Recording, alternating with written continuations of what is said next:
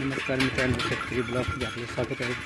मित्रांनो, आपण निघालो बैलगाडी घेऊन शेतामध्ये. आणि शेतामध्ये बैलगाडी घेऊन बऱ्याच दिवसापासून आपण बैलगाडी घरीच होती, घरी काम होते म्हणून आज आपण बैलगाडी घेऊन आपल्या शेतामध्ये काम आहे म्हणून आपण बैलगाडी घेऊन निघालो मित्रांनो आहोत.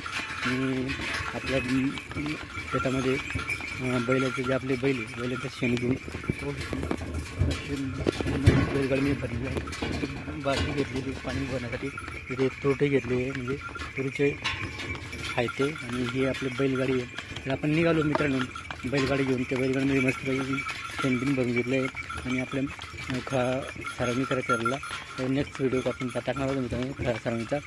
खळा बनवण्याचं कारण असा असतो की आपल्याला जे काही वाटाणा असेल किंवा गहू पिकं असेल ते आपण एका ठिकाणी कडक जागा करून ठेवलेली असते. त्याच्यावर आपण सारवणी करून त्याला आपण दाणे काढू शकतो. म्हणजे दाणे मातीत जात नाही कडक जागांमध्ये. असं डांबरीमध्ये असं रस्ता आहे कडक.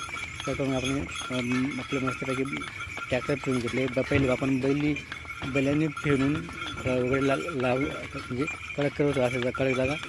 पण आता या काळात बैल कोणी देत नाही म्हणून आपण ट्रॅक्टर फिरून घेतले. मस्तपैकी खळा करून घेतल्यानंतर मित्रांनो जसं आपल्या जुन्या काळात खळा बनवलं जातं आणि एका ठिकाणी ठेवून जे आपले पिकं असतं ते आपण पिकं काढतो. त्या हा वाटाणा असेल ते कडक जागेमध्ये काढण्यासाठी आपल्याला उपयोग येतो. त्यासाठी आपण खळा म्हटलं जातं. ते खळा कसा आहे काय आहे ते आम्ही तुम्हाला पूर्ण जागा दाखवणार मित्रांनो. नेक्स्ट व्हिडिओवरती लाईक शेअर करून सबस्क्राईब करायचं.